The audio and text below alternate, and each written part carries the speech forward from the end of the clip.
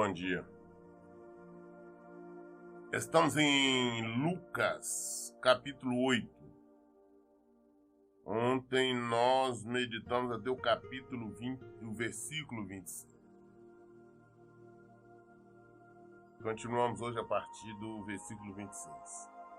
Evangelho de Lucas, capítulo 8, versículo 26.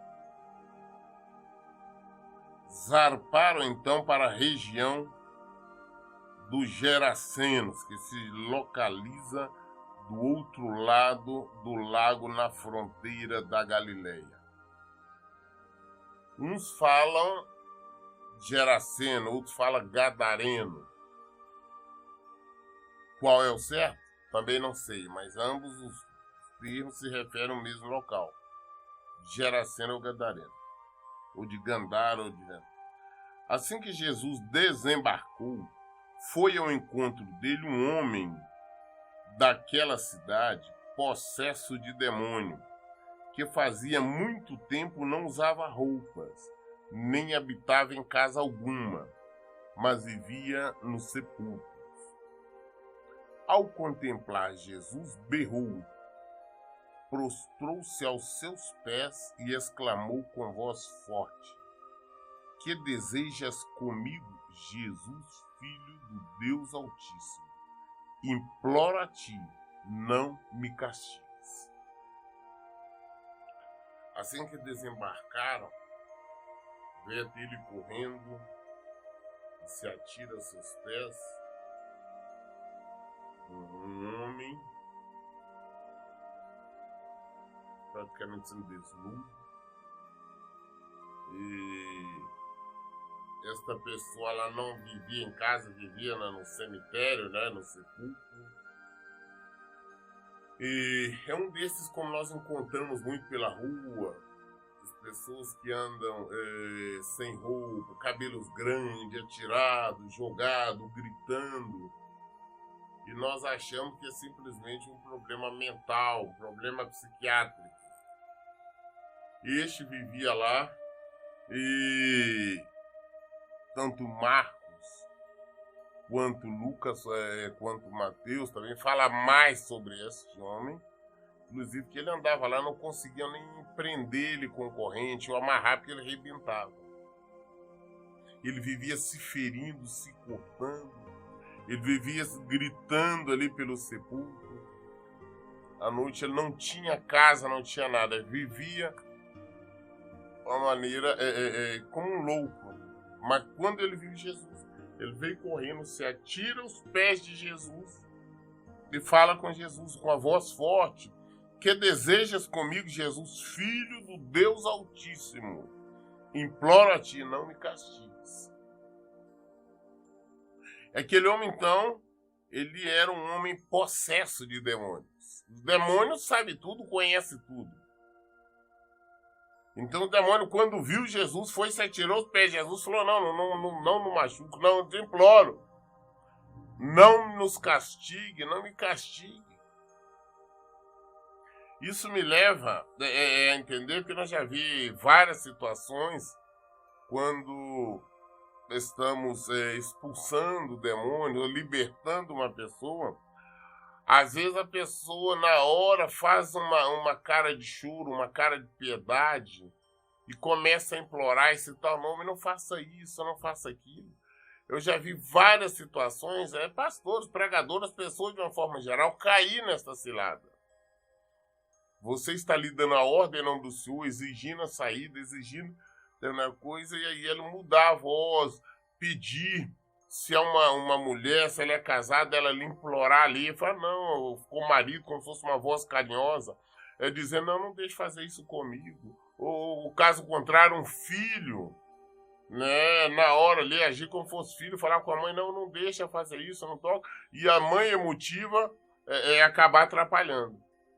Mas o que nós temos que entender é que naquela hora ali, quem está falando não é a pessoa, e se os demônios estão usando o corpo dela. São várias situações que já ocorreram. Eu vi situações, já vi situações, pessoa implorar, como se fosse a pessoa implorando para os pais ali para socorrer. e ficar uma situação meio difícil que eu não permiti. Eu falei, não, vamos até o final. E a pessoa realmente ser 100% liberta. Então, aqui tu vê que os demônios veio, os demônios usando esse homem, veio, tira os pés de Jesus, reconhecendo, sabia que Jesus era filho de Deus, e se atira os pés dele como fosse uma reverência e fala, não nos castigue. Não castiga nós, não. Possivelmente, numa outra situação, um homem, qualquer, uma pessoa carnal, diria, não, nós não vamos fazer nada, vamos preocupar aqui agora, arrumar uma roupinha para você ficar melhor, e não libertaria aquele homem. O demônio reconheceu que ele sabia que era Jesus. O demônio reconhece, ele usa esse tipo de coisa. Ah, não, eu sei que você é um grande homem de Deus.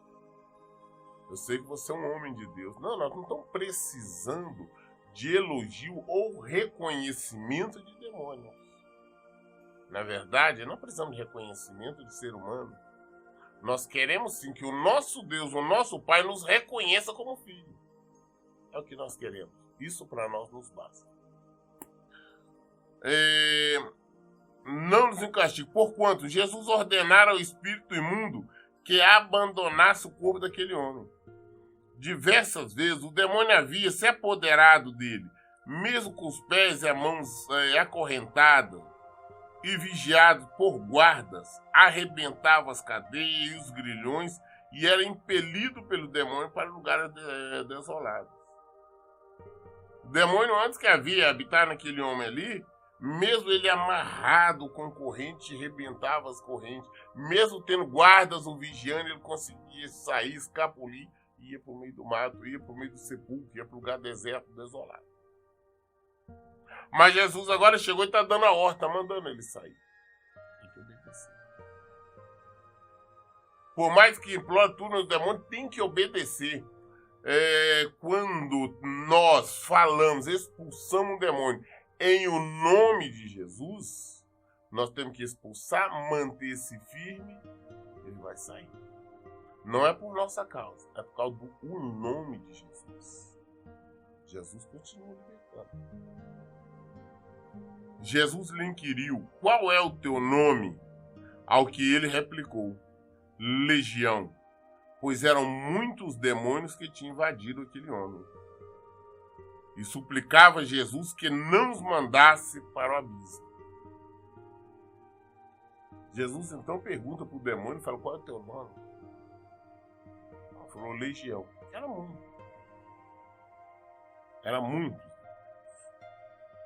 E eles pediam a Jesus para não enviar para o abismo, a morte. Ele estava implorando.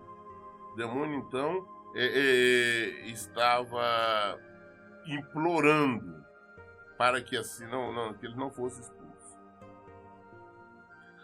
Eu faço questão de imaginar, nós temos que entender bem uma coisa. O demônio disse que era uma legião. Levando-se em consideração naquela época que uma legião de soldados romanos era 6.000 homens, se fizermos a comparação, olha a quantidade de demônios tinha uma só pessoa. É por isso que as pessoas têm trajetos de louco, de pessoa totalmente desequilibrada, exatamente pela quantidade de demônios habitando ali.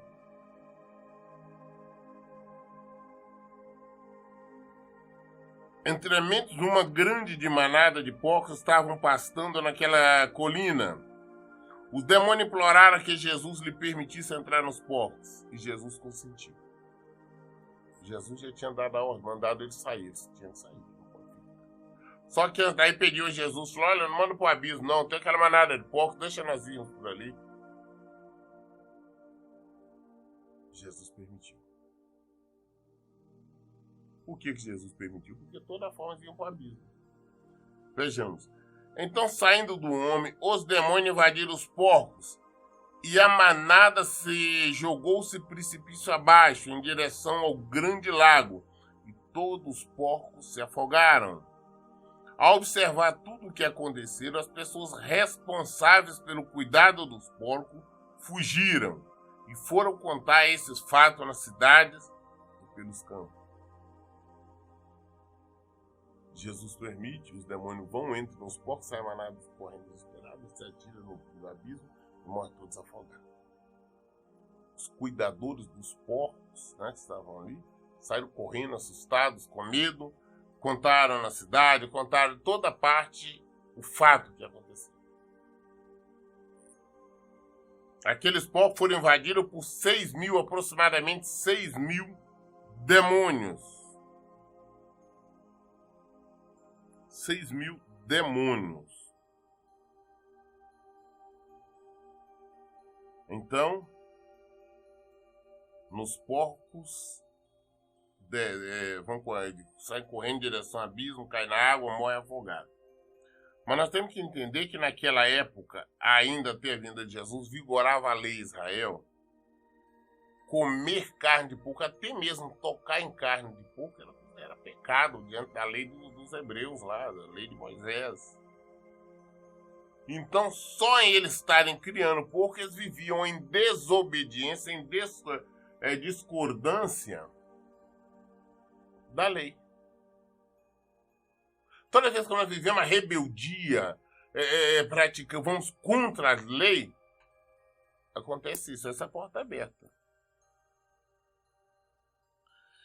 E ocorreu que o povo saiu para ver o que tinha acontecido. Quando se aproximaram de Jesus, viram aquele homem de quem os demônios haviam saído, assentado aos pés de Jesus, vestido e em perfeito juízo. E todos ficaram apavorados. Então as pessoas depois ficaram sabendo da história, foram até Jesus para ver o que tinha acontecido. E chegam lá, tá lá junto com Jesus, aquele que era um maluco, vivia todo se cortando, vivia pelado, ninguém conseguia segurar. Ele perfeito, agora arrumadinho, vestido, junto com Jesus. E conversando normalmente. Falando, se portando como uma pessoa normal. Eles ficam assustados. Aquele que era maluco, todo mundo o julgava realmente como um maluco, um desesperado, um vivia sujo, pelado, se cortando, com aquela força descomunal que ninguém conseguia segurar, retê-lo, correntes, nada. Agora calmo, tranquilo, sentado, vestido ao lado de Jesus. As pessoas se assustaram. E as pessoas que haviam testemunhado todos os fatos contaram também como fora liberto aquele homem dos demônios que o haviam tomado. Então todo o povo da região de Geraseno rogou a Jesus para que se retirassem das suas terras, pois estavam aterrorizados. Então o povo viu, procurou saber tudo o que aconteceu. E quando ficou sabendo, eles pediram para Jesus sair. Na verdade, expulsaram Jesus das suas terras. Preferiram os porcos, preferiam os demônios, mas Jesus não. Jesus veio e libertou um. Eles não queriam. Jesus foi expulso. Às vezes nós falamos muito que nós gostamos disso, gostamos de Jesus, gostamos de Deus, gostamos de religião, mas somente palavras. Somente palavras. Inúmeras vezes nós estamos agindo como esses Geraseno ou Gadareno, expulsando Jesus. Eu já vi situações onde pessoas enfermas, com alguma espécie de enfermidade, a gente falar que nós vamos orar para ele ser liberto, curado, e pedir, falar, não faça isso. Não faça isso, porque eu estou encostado. Se eu ficar curado, eu tenho que voltar ao trabalho, eu tenho que voltar ativo, e agora não. Expulsam Jesus, eles preferem o demônio, preferem a enfermidade. Pessoas que negam a fazer a vontade de Cristo em virtude de se beneficiar de alguma coisa. Homens ou mulheres, não querem casar, vivem de forma amigada com uma ou com outra pessoa para não perder a pensão do marido, da viúva, da pessoa falecida. É rejeitar Jesus. Aqueles rejeitaram, expulsaram Jesus. Contudo, o homem de que havia sido expulso os demônios imploraram-lhe que eu deixasse ir com ele. Mas Jesus despediu-lhe, recomendando-lhe, volta para tua casa e compartilha tudo quanto Deus fez por ti. E assim o homem partiu e anunciou na cidade inteira todas as obras que Jesus havia realizado em sua vida. Jesus foi expulso. Jesus expulso, aquele gadareno queria ir, pediu Jesus, não vou te acompanhar, Jesus não, você vai ficar. Você vai contar para todos os seus familiares, você vai contar em toda a região. A palavra nos fala que ele, toda aquela região de Decápolis, que quer dizer uma região das 10 cidades, ele ficou testemunhando, ou seja, virou um pregador. Ele testemunhou o poder de Deus, o evangelho de Jesus Cristo. Jesus falou, não precisa vir comigo, você vai pregar. Foi isso que Jesus fez. Vai testemunhar o poder de Deus. E ele fez isso. Então, a função de uma libertação, de um milagre, tudo, o evangelho é testemunho. Quando Deus age na nossa vida, nós temos que testemunhar. Que através do nosso testemunho, outras pessoas vêm, se rendem aos pés do Senhor e se convertem a Ele. Assim que Jesus regressou, a multidão o recebeu com grande júbilo, pois todos estavam aguardando com ansiedade. Eis que se aproximou de Jesus um homem chamado Jairo, que era dirigente da sinagoga local, e prostrando seus pés de Jesus, lhe implorou que fosse até sua casa. Jesus, depois que volta lá dos Gadarenos, de Geraseno, volta o povo que estava do lado de cá, receberam ele com alegria, receberam bem. Então vem a ele um dos dirigentes, um dos príncipes, né, do templo, da sinagoga, da igreja dos hebreus, e pede, implora que Jesus o acompanhe até a sua casa. Pois tinha uma filha única, com cerca de 12 anos, que estava à beira da morte. E enquanto ele caminhava, as multidões o comprimiam. Então Jairo pede, fala, não, vai à minha casa, me ajuda. A minha filha está quase morrendo. A minha filha, que tem quase 12 anos, ela está quase morrendo, ela está enferma. E Jesus se dispõe aí.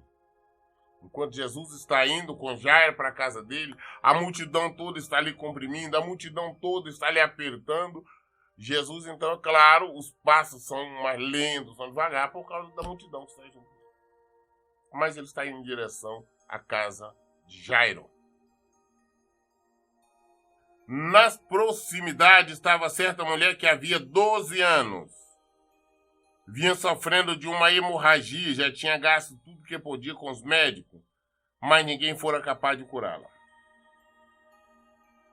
Então ali perto tinha uma mulher que tinha 12 anos. 12 anos. Que ela tinha hemorragia. Que ela tinha um sangramento constante. Gastou tudo que tinha. Como o evangelista, como o médico Lucas mesmo fala. Ela tinha gastado tudo com médicos, mas ninguém fora capaz de curá-la. 12 anos de sofrimento, 12 anos sangrando. Ela conseguiu se aproximar de Jesus por trás e tocou na borda do seu manto, quando no mesmo instante se lhe cessou completamente a hemorragia. Primeiro nós vemos que ela era uma mulher de fé, porque quem tinha este mal, essa hemorragia, sangramento, lepra, outra coisa, não podia, em hipótese nenhuma, estar no meio do povo, se aproximar. Tinha que se manter à distância. A coisa era tão séria, segundo a lei dos hebreus, a lei de Moisés, até o lugar onde ela sentasse tinha que ser lavado, tinha que ser higienizado. Se fosse roupa, tinha que ser jogado fora. Então ela tinha enquanto estivesse naquela situação, tinha que manter-se à distância.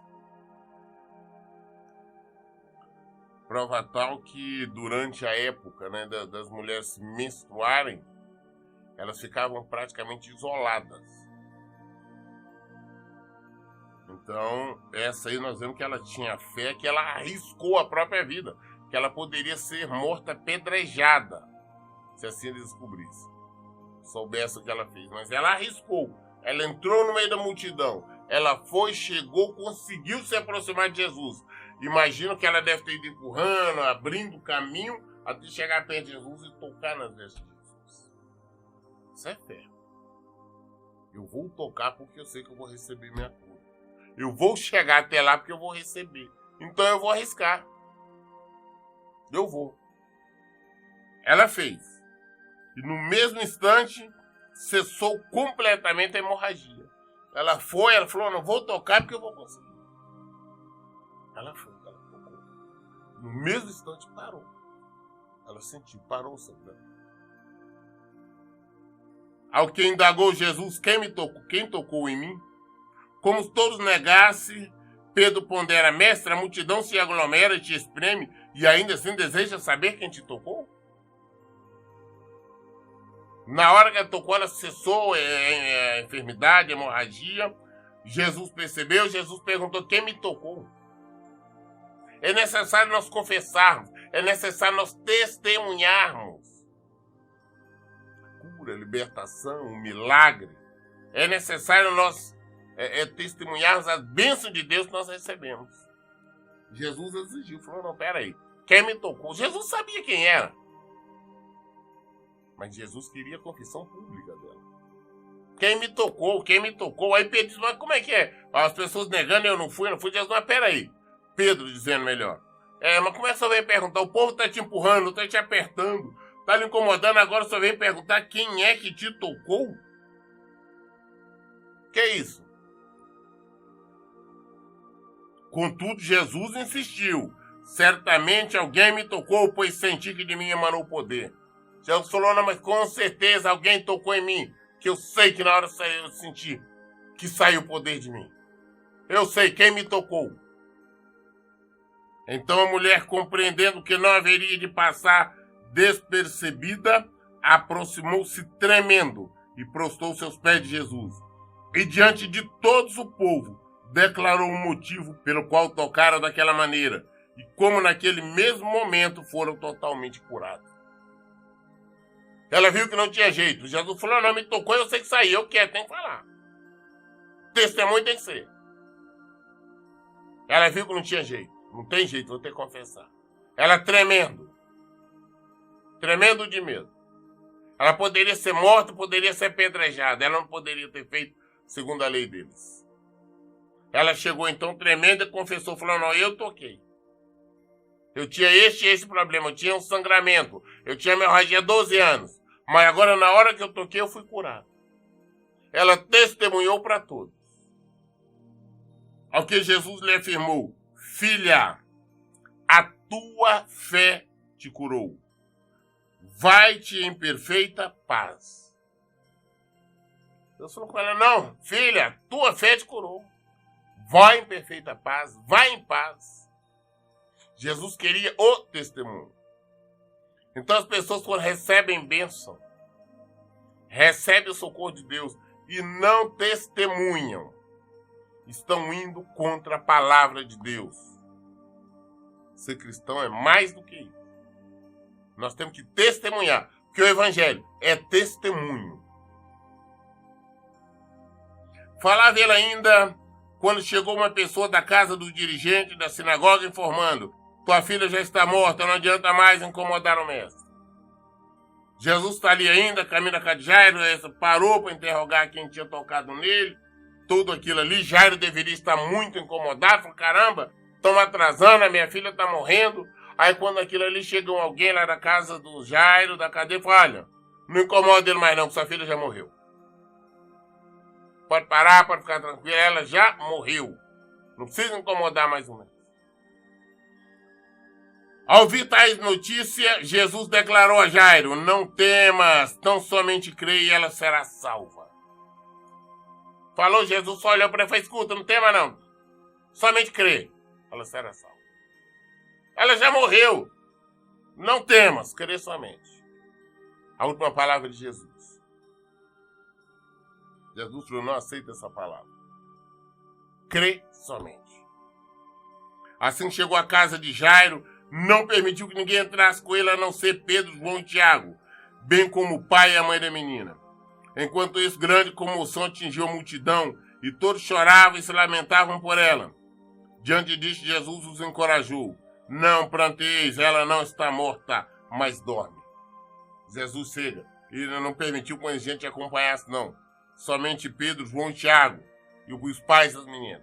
E foi pro quarto dela. Tá aí no povo, tá ali chorando, desespero, ai, ai, ai. Aquele pranteando, né, em desespero por causa da morte da menina. Jesus falou, não chora não. Ela não morreu, ela apenas está dormindo. Não chores. Ela apenas dorme. E muitos zombavam dele, pois tinham certeza de que ela estava morta. Então muitos ficavam rindo dele. Ai, cara é louco, rapaz. Ela morreu, ele está falando bobagem. Ela está morta. Jesus disse que ela está dormindo, então ela está dormindo. Nós temos que crer na palavra de Deus, nós temos que crer no Evangelho. Jesus tinha dito para Jairo, creia somente. Creia somente. Então não temas, tão somente crê, e ela será salva. Às vezes a morte está agindo em nossa casa, na nossa vida, porque nós não cremos. Se nós crermos, a morte não tem poder. Crê em Jesus. O cara zombando dele, falou, não, tá morta, não tem mais jeito. O cara rindo. Falou, não, ela só tá dormindo. Entretanto, ele a tomou pela mão e em voz alta lhe ordenou, menina, levanta-te.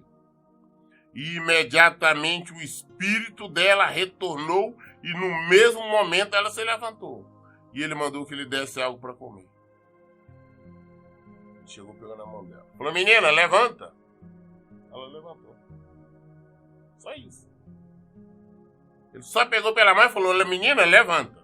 A menina levantou imediatamente. Deveria estar fraca, muitos dias de cama, passando mal, doente. Jesus falou, não, vai, dá comida à menina. Levanta, menina. Tá, agora vai, vamos dar comida à menina. A menina está sã. A menina está curada. A menina está viva. Os pais da menina ficaram maravilhados. Contudo, Jesus lhe ordenou que não contasse a ninguém que se passara ali. Os pais ficaram maravilhados, alegres, né? A filha está viva. Não morreu. Jesus só pediu, falou, escuta, eu fico contando nada para ninguém. Jesus pedia para não contar por um motivo. O povo queria, estava aglomerado com a intenção de levantar Jesus como rei físico de Israel. Jesus não veio para reinar na terra como rei desse daquele lugar. Ele é o nosso rei eterno. Não rei de Israel ou rei de Jerusalém. Então ele falou, não conta não, porque é isso que o povo queria. E Jesus correu, durante os 3 anos de ministério, ele fugiu desse tipo de perseguição também. Nós temos que aprender a praticar a fé.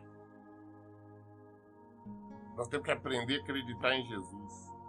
E nós acreditamos em Jesus quando nós acreditamos no Evangelho. Ele fala, não temas, crê somente. Ela não está morta. Ah, estou passando por essa e aquela situação, não tem mais jeito. Jesus disse que ele tem. Crê somente, crê praticar, crê é viver o Evangelho de Jesus Cristo. Isso que é crer. Ele chegou e falou que estava morto. Entretanto, ele tomou pela mão e em voz alta ordenou, menina, levanta.